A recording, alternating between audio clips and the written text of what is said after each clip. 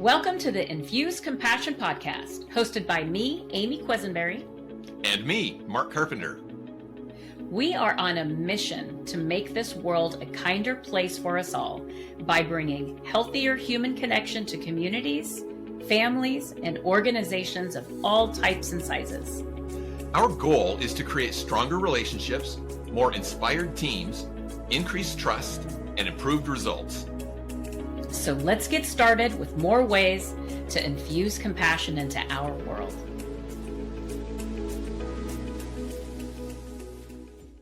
Welcome back, Compassionators, to the Infuse Compassion podcast.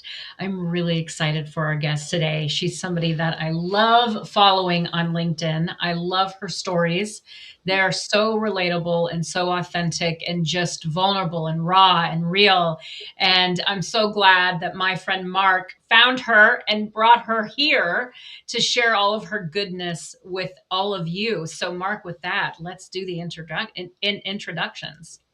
It is my honor to introduce everyone to Heather Nemelka, who is the founder of Elavare, a company that is dedicated to helping women build confidence and return to the workforce through training, mentorship, and community support.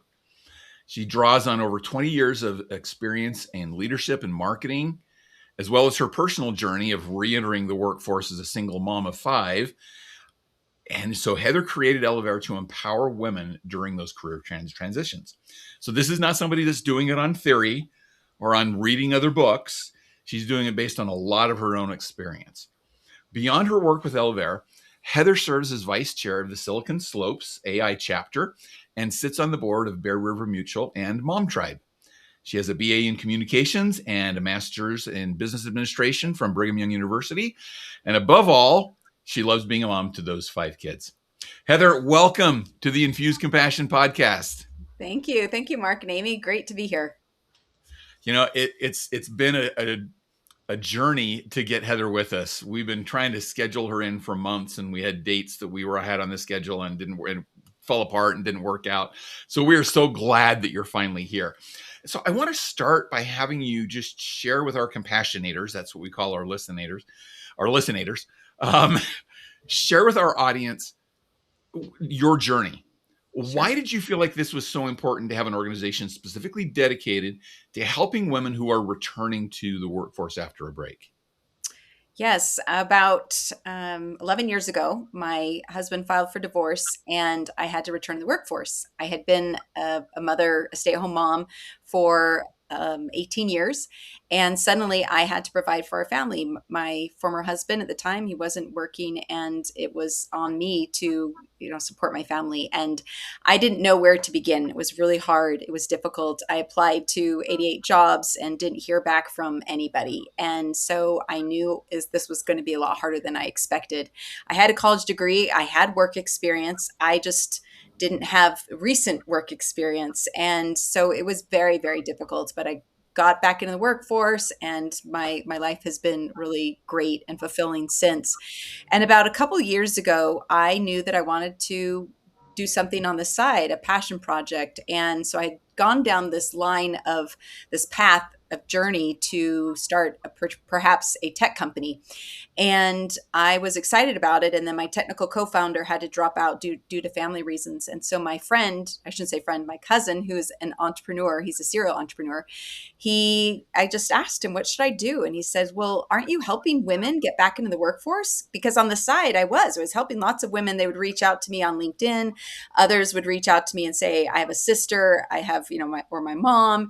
I know people that want to talk to you. Would you help them? And I said, yeah, I've been helping these women all along, but I don't think anybody would listen to me. And he said, yes, they would. Like, you've lived this experience. This is what you should do. But I wasn't convinced. And I ended up doing some research with a team of BYU students, and they interviewed over 100 mothers who were either in the workforce already or who were thinking about reentering the workforce. And through a series of interviews and questions, we were able to determine that, yes, in fact, something needed to exist to help them reenter the workforce, and not just reenter the workforce, but rediscover themselves and help them build confidence.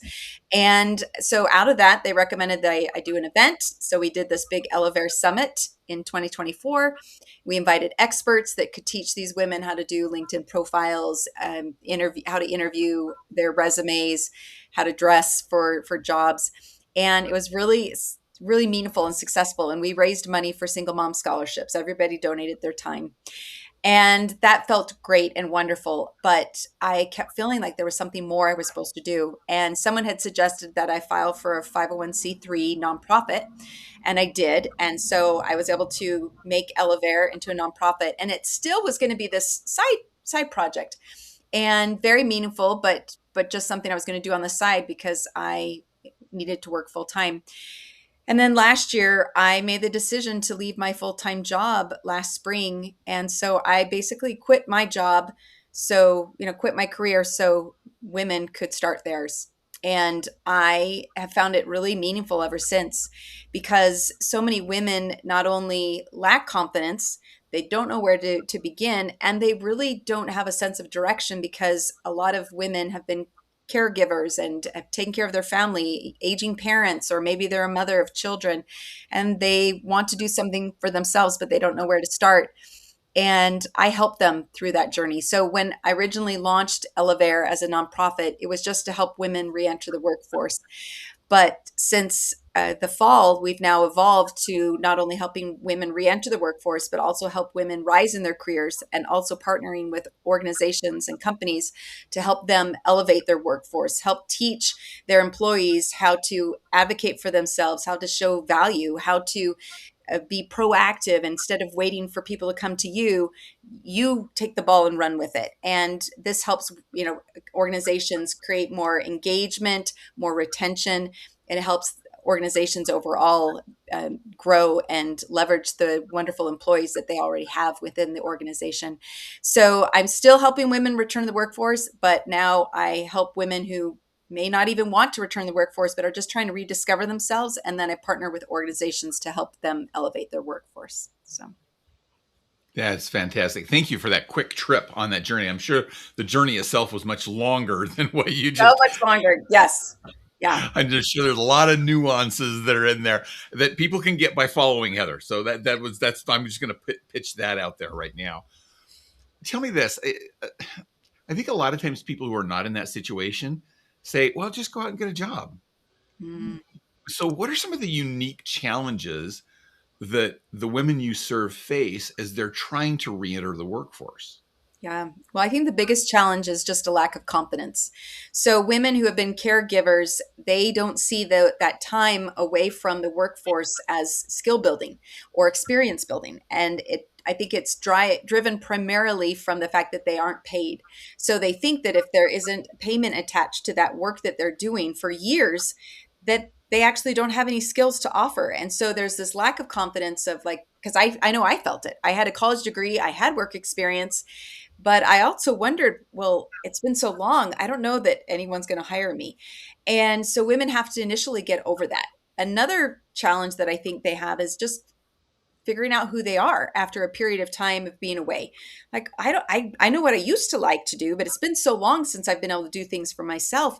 I don't remember who I was. I don't remember what I liked to do. So I don't even know what career I would choose. And certainly I've worked with women who used to be nurses before they took a full-time caregiver role in the home, and they don't want to nurse anybody anymore. They've been taking care of their own, children and parents. They don't want to be a nurse. And so they're in this weird stage of, oh, I don't know. I don't know who I am anymore. And so helping women also determine what skills and talents that they have innately, helping them understand that the skills that they learned and also experienced while they were on the job of being a full-time caregiver is completely value and translates into the workforce. So I think confidence is the first challenge. The second challenge is a lot of the women who return to the workforce don't have a network. They haven't been on LinkedIn. They haven't been in professional environments that have taught them how do you communicate, how do you build those relationships, and they're at a disadvantage. And especially in a job market like today, where it's so competitive and there's so much I think it's really difficult to apply for jobs now because not only can people apply to hundreds of jobs at a time through, artificial intelligence helping them with those applications, but also there's bots that are filling out those applications and they're not even, humans applying. So hiring managers and companies are having a really difficult time being flooded with all these applicants who aren't even meaningful applicants in the first place.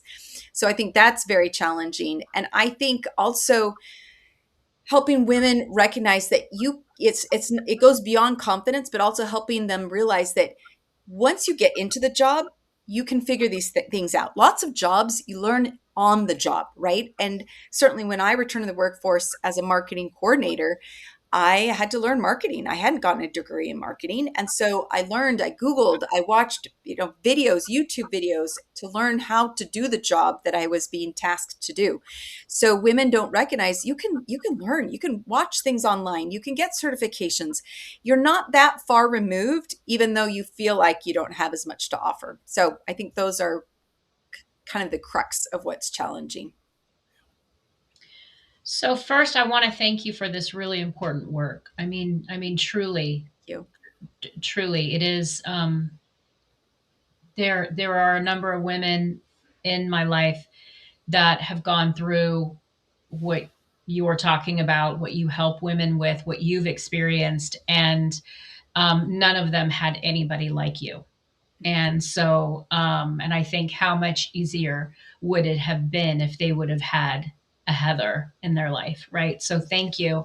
Thank you. So helping the women on one side, I get that. And I love that you do that. And I agree foundationally 100%.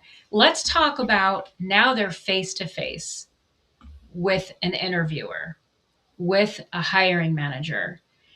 And not only are they having to deal with the inner confidence that they have or are struggling to build, or is, I'm guessing it's probably at a fragile state at that point still, Sure. right? And here's this person who's questioning them. Not only are they still convincing themselves, but now they need to convince that person. Let's talk about that. What's some of the, I don't know, magic tricks, success tips in that? Great question. One of the things I guide women, I don't think of myself as a coach, but I can use the word coach in this term. But one of the things I coach women is to do a mock interview with friend or family, someone that you're comfortable with. Practice those questions. And as you continue to work through those questions that you might be asked, then you start to gain more confidence little by little. If you're comfortable using an LLM like ChatGPT, you can ask ChatGPT to give you potential interview questions. You can put in the job description for the job you're applying for and say, I'm a woman at this age with this experience. You could even upload your resume. What are some questions that I might be asked in an interview given the job description? And those questions can really help the woman that's returning think through what they might be asked. And you can even say, ask me harder questions. Ask me the questions that are going to make me nervous so that they can get comfortable. And when I went back to the workforce, I practiced with my brother. I practiced with my kids. I said, ask me hard questions. And it made me feel so much better doing that. And the other thing that's beautiful about interviews is even if you interview for a job you're not super excited about, it gives you an opportunity to practice and helps you deal with those nerves. And I also tell women, take time to think about the question. You don't have to give an answer right away. So if it's a question that you aren't prepared for, you can say, "Can I have a minute to think about that?" You think about it, you process it, and you give your answer. I've also had women who had an interview and they're like, "Oh, I bombed it. I did so terrible." There's nothing wrong with emailing the interviewer and ask them, say, just I would love to add and give some additional context to that question you asked. And you can give them additional information once you've had some time to think about it. So if you feel like you really bombed on a question, I don't think there's anything wrong with going back and sending an email and saying, I don't know that I gave you the best answer. This is what I would like to say. I think also when we get nervous, and I learned this from one of my kids, when we get nervous, our heart rate goes up. And yes, you can do breathing exercises, and there's so many ways to be able to calm yourself down. But one of my kids said, Mom, when you are nervous, that's your body that saying you're excited. So instead of saying, I'm scared, I'm nervous, tell yourself how excited you are. How excited you are for this opportunity to interview and to be able to show yourself. And as soon as I changed that mindset, made all the difference in the world, because then when those, butterflies would come on, I'd be like, it's just my body so excited and happy to be doing this interview. So excitement helps to reframe the whole interview situation, I think. Beautiful. I love that tip. I love that tip. Thank you. Yeah. That's a tip I use a lot in speaking too, because it's the same thing. Yeah. Anytime you're feeling nervousness, if you can reframe that as, "Ooh, I'm so excited to do this," it is a great little mental trick that we can use. Yeah. I want to turn this around. I want to put it into the seat of people who are looking at potentially hiring someone that you serve. So you've got some that they've taken a career break and to raise a family, and now they're coming back into the workforce.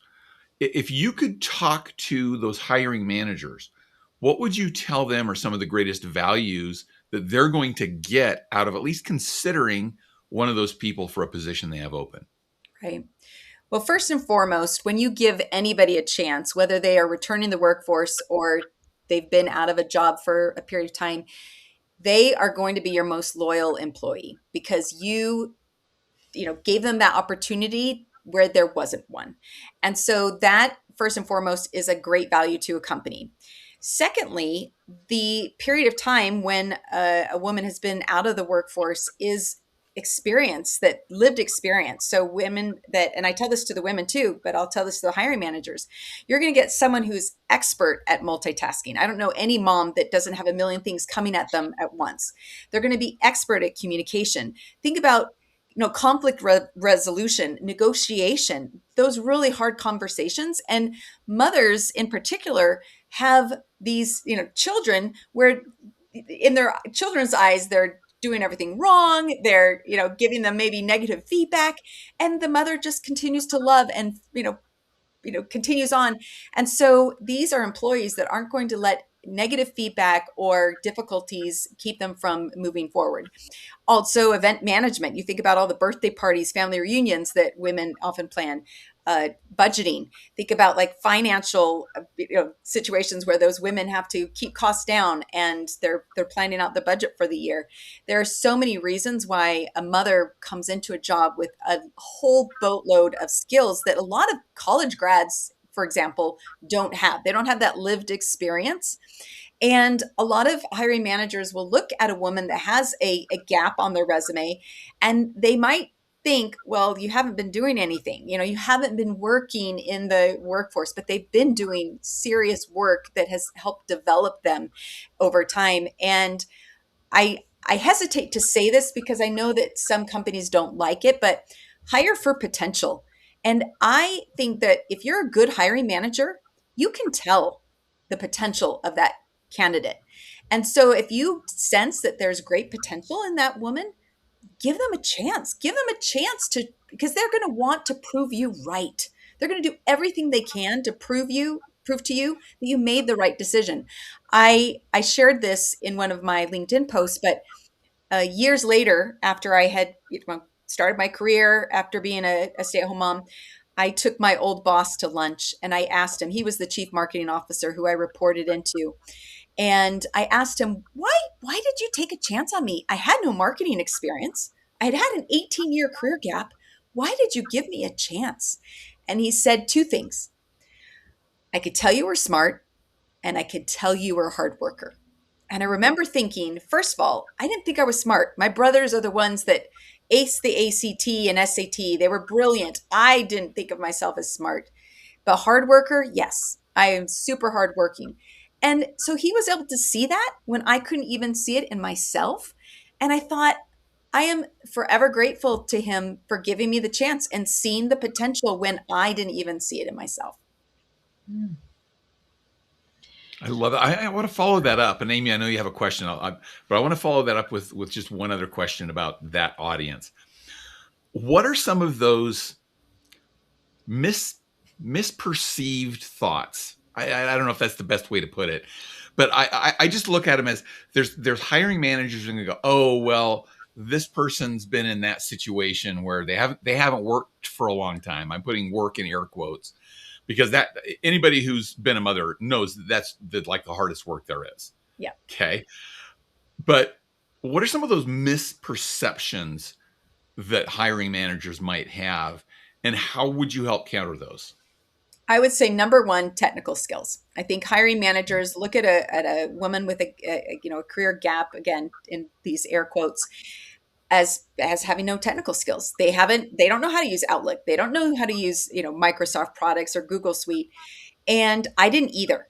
And if you can sense that someone's hardworking, and especially if their resume reflects that they went to college, or even if they didn't go to college, but they took some certifications, or they can express, and you learn in the job interview that they have been learning all along outside of their caregiving responsibilities, then they should trust that that woman is going to figure it out. I learned everything outside of my job that I didn't know so in other words, I took the time in the evening once my kids had gone to bed to learn all of the things and figure out, how do I use these Microsoft products? How do I get certified? How do I do these things? And so if you've hired a mother that doesn't have those skills innately, they can figure it out. People do this all the time.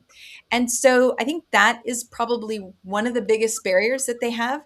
The second barrier is if they're a mother of younger children still, they're thinking, oh, they're going to need flexibility. They're going to need to, leave the office to go pick up their kid from school, or they may miss work because their child's homesick, or, a number of reasons, right?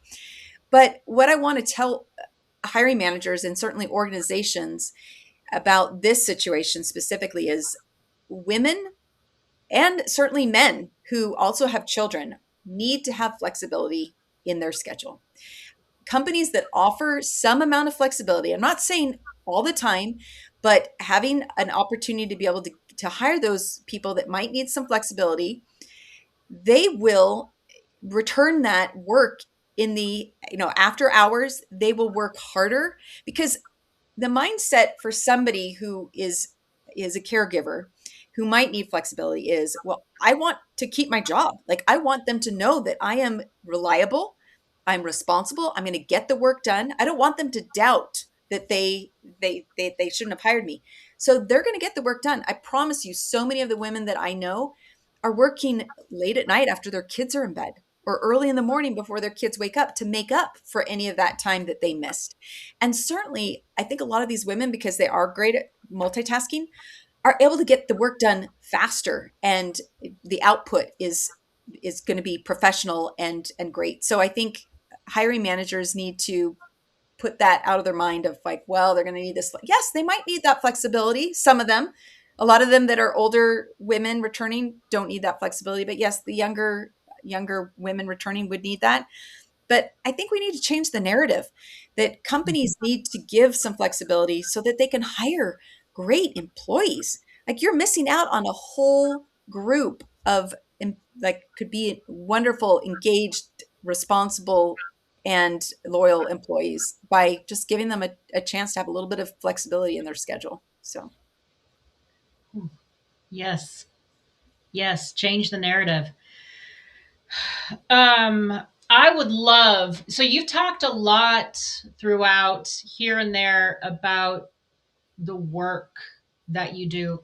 Can you go a little bit more specific yeah. about the work that you and your company does? If a woman comes to you today, what does that look like? Yeah. When we were first building, we did lots of individual career strategy conversations. We would do lots of interviews with these mothers, but because as we continue to grow, I don't have that capacity anymore. So I work with 3 different teams of college interns, BYU Idaho, and 2 teams at BYU, and they handle a lot of the marketing and the website and other PR and podcasts that we're going to be relaunching. But if a mother comes in, I recommend that they launch with our Elavare community, which is free. Anybody can join it. And it's a platform that a mother could come in. There's a job board. They can see jobs that are there both in Utah and also nationally, and also returnships. They get access to resources that are all free. They get access to the community itself. So being able to talk to other mothers that are also in their same shoes. They can ask me questions. There's a Q&A section where you can ask me anything. We do a monthly call where we cover a certain topic. So our topic for January was talking about New Year's resolutions and setting goals and intentions if you don't like to set goals. And February we'll have another one. And there's a way to be able to just engage with a group of women that are also on this same path. We have a weekly blog post that goes out in a newsletter, so they also can access that within the community as well.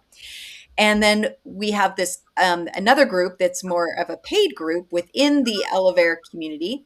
And this is the Restart group. So women who want to accelerate their return to the workforce, and they can pay for career coaching, and they can also get access to a weekly call where there's accountability and there's challenges every week that they participate in.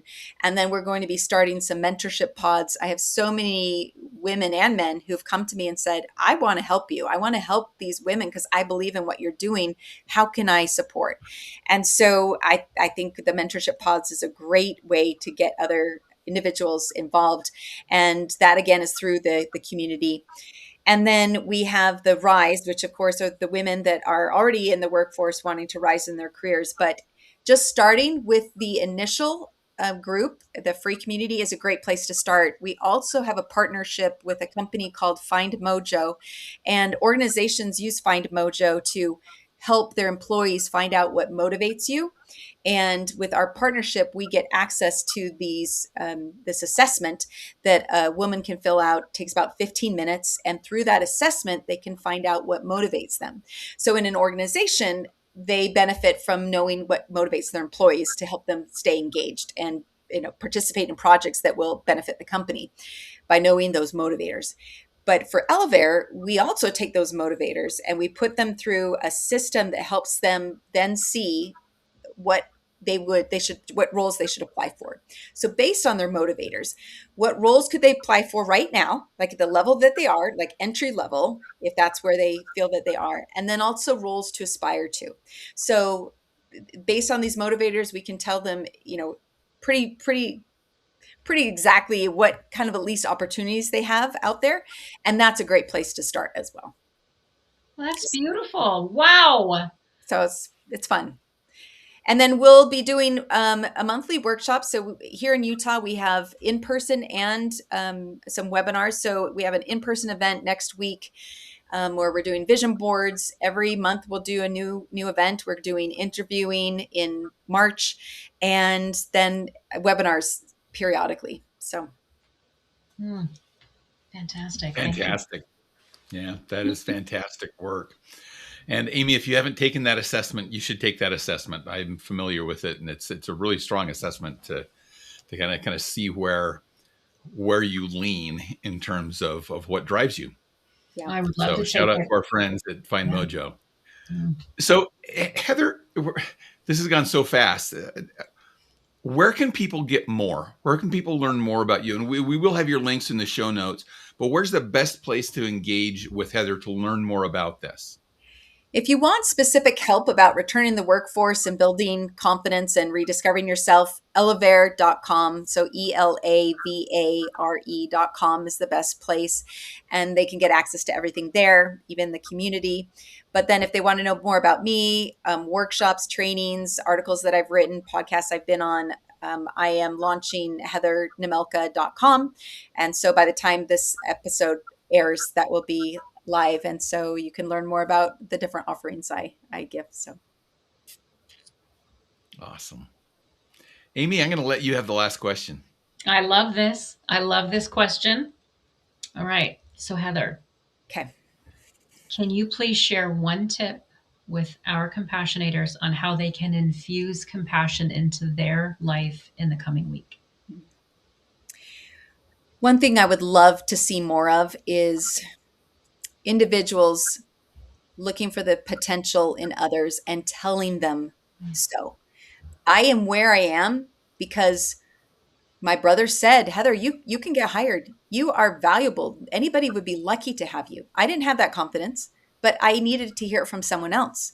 I got my MBA because I had a former professor that I knew as a friend. He wasn't one of my professors, but he was in the MBA program, and he said, you should go back to school and get your MBA. I was like, me get my MBA? I'm not smart enough. But he saw that potential in me, and numerous others that have seen potential. And so I would just ask your compassionators that if there's somebody that you have, interactions with, influence them in a positive way to see their potential, because a lot of individuals, and especially women, don't see what they're capable of doing. They don't see what they're capable of becoming. And if more people knew what others saw in them, they would do so much more. The sky is the limit. So I would just ask that they take time to express that to those that they have, network and relationships with.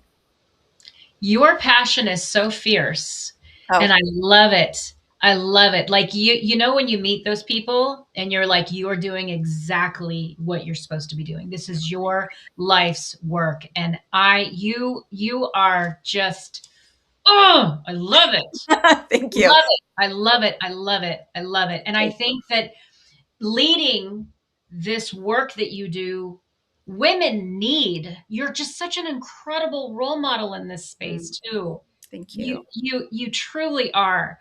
If there's anything that we can do to support you, this mentorship pod, if you're open to me being a part of it, I sign me will. up. I would be honored to be a part of it. Yes, I would love that. Yeah, we will definitely be in touch. Mm. Thank you. I'll give it to Mark to close us out. Oh, what a great conversation. Thank you all for joining us. And again, if you're in a situation where Heather and Elavare can help you, reach out. If you know others, encourage them. I loved that final tip, because a lot of times somebody just needs a little bit of nudge, a little bit of somebody else saying, I believe in you. And saying I believe in you is one of the most compassionate things you can do to help people on their path. So folks, have a great week. Thanks for joining us, and we'll see you next week on Infuse Compassion. Bye. Thanks. Thank you for joining us for this episode of the Infuse Compassion podcast. If you enjoyed the conversation, please share a review and like the podcast so other compassionators can join us. Until next time, let's all do something each day to infuse compassion into the world. For more information on our guests, see the show notes. For more information on Mark and Amy, go to infusecompassion.com.